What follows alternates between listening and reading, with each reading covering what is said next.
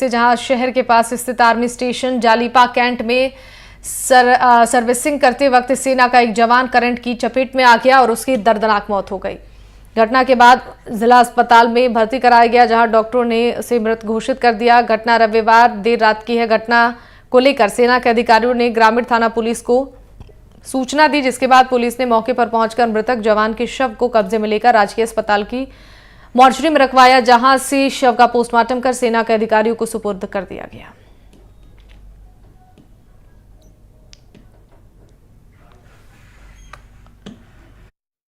ये जालीपा कैंट की है। जालीपा कैंट में एक दिवाकर सुनाम राम सराव जाति यादव, उम्र 35 साल, यूपी गोरखपुर का यहाँ तैनात था, नायक पद पे था।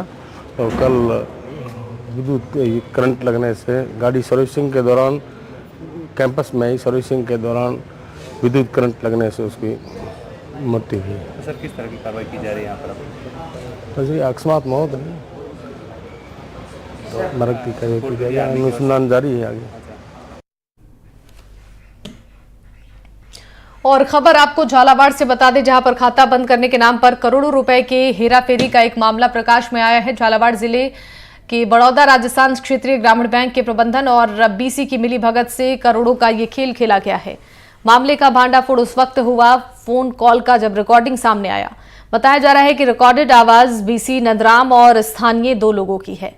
8,000 रुपए लेकर बैंक बीसी के जरिए खाता चालू किए जाने को लेकर बातचीत की जा रही है इसमें, और जिसमें बैंक बीसी नंदराम खाता धारक सर्जन भील को समझा रहा है कि अब काम करना मुश्किल हो गया है, क्योंकि लोगों को शक हो गया है। ऐसे में अब वो ज्यादा खाते चालू नहीं कर पाएगा। बैंक बीसी खाता धारक को कह रहा है कि तुम दुकान पर जाकर चुपचाप बैठ जाना, मुझे 8,000 रुपए दे देना, मैं तुम्हारा खाता चालू करवा दूंगा और पैसे हाथों हाथ निकाल कर दे दूंगा। मार्च महीने में हजारों खातों में 34 से 35,000 रुपए जमा हुए। कुछ खाते ऐसे थे जिनमें ये पैसा 2-2 बार भी आया। किसानों और ग्रामीणों को जब खातों में पैसा जमा होने का मैसेज आया तो वो पैसा निकालने के लिए बैंक पहुंचने लग गए। बताया जा रहा है कि यहीं से करोड़ों की हेराफेरी का खेल शुरू हुआ। खातों में पैसा आते ही ग्रामीण और किसान बैंक की ओर दौड़ने लगे, लेकिन जब वो बैंक जाते तो मैनेजर द्वारा उनको बताया जाता कि आपका खाता बंद हो चुका है और आप बीसी से जाकर बात कर सकते हैं।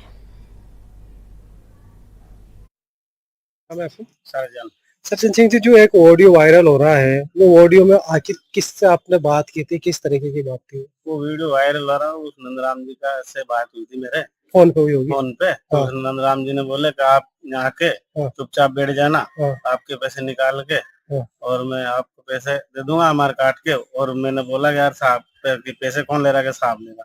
साहब कौन? साहब जो बैंक मैनेजर होता है वो ले रहा है। फिर उसने बोला कि यार आपके पैसे है, तो उसने थोड़ी देर घंटे तक तो बैठ निकाल के दे दी। तो क्या नाम से कितने पैसे काटने की बात हुई थी? 8,000। 8,000 रुपए। फिर मैंने बोला ये पैसे इतना किसके कौन ले रहे? तो उसने साहब ले रहे। अच्छा। नंदराम जी ने बोला साहब ले रहे। ऐसा कोई संज्ञान में हमारे नहीं है कि हमने कोई ग्राहकों के खाते में जैसे कोई राशि आई थी, वो राशि हमें लगी, ये संदिग्ध है, हमने फ्रीज किए वो खाते। और इसी वजह से हमारे ऊपर दबाव बनाया जा रहा है रेगुलर कि इन प्रकार के खातों को आप अनफ्रीज करें, जबकि हमारे पास टोंक से, नागौर से और अलवर से भी हमारी बात चल रही है, जहां से पैसा उन्होंने वापस मंगाना है, क्योंकि ये त्रुटिपूर्वक यहाँ पे आया हुआ है। ये यहाँ के किसानों का पैसा नहीं है, ये कहीं के दूसरे जिलों के किसानों का पैसा है, जो हमारे यहाँ पे किसी तरीके से सिंडिकेट ने हमारे यहाँ के अकाउंट नंबर डाले हुए हैं। और इसकी जांच कलेक्टर साहब ने, जनसुनवाई में भी बात हुई है, कलेक्टर साहब ने जनसुनवाई में ऐसा बोला है कि इसकी जांच कराएंगे, और अगर हमारे बैंक के उच्च प्रबंधन से वो बात करते हैं तो बैंक सहयोग करेगा।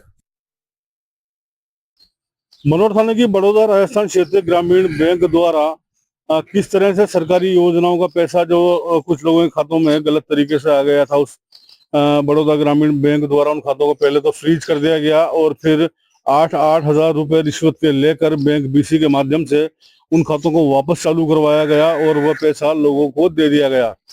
मामले की पड़ताल करने हम आज पहुंचे हैं मनोर थाना के छुआड़िया गांव में। यहाँ पर कुछ लोग मौजूद हैं जिनसे बैंक ने और बैंक बीसी ने 8,000 रुपए लिए तथा उनके बंद खातों को चालू किया।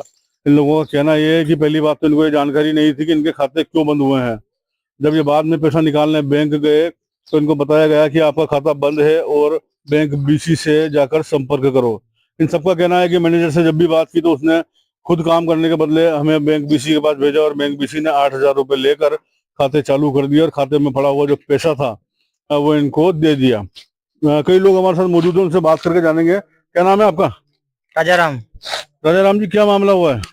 सर ये जो खाते में पैसे थे ना, वो नंदराम ने 8,000 रुपए लिए। कौन नंदराम? ये बैंक बीसी। कौन सी बैंक का मामला है ये बड़ौदा बैंक का। फिर क्या हुआ? सर उनसे 8,000 रुपए लिए और खाते चालू कर दिए और जो पैसे बचे थे बाकी के उनको वापस कर दिए। तो ये बैंक के मैनेजर से तुमने इस मामले में बात की कभी? सर वो जो वहाँ जाते ना पूछने तो बोलता कि बाहर जो बैठता नंदराम बीसी, आप उनसे बात करो, वो चालू करेंगे आपका अकाउंट। बैंक मैनेजर बीसी के पास भेज देता है। हाँ, ये क्या है, सभी के 200-250 खातों में पैसे डले थे, पता नहीं किस चीज के डले, लोगों को ये पता नहीं है।